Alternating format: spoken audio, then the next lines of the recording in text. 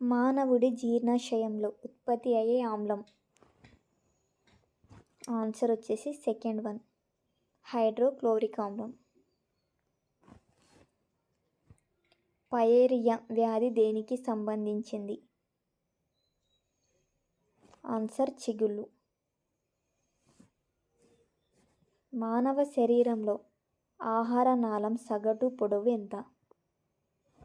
Answer fourth one, 9 మీటర్లు. నీటిలో ఏ పదార్థం ఎక్కువగా ఉండడంతో ఎముకల్లో వంకర్లు వస్తాయి?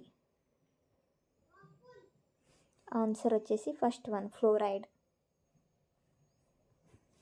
నీటిలో ఫ్లోరైడ్ ఎక్కువగా ఉండడంతో వచ్చే వ్యాధి? ఆన్సర్ థర్డ్ వన్, ఎముకల్లో బలహీనమైన కీలు.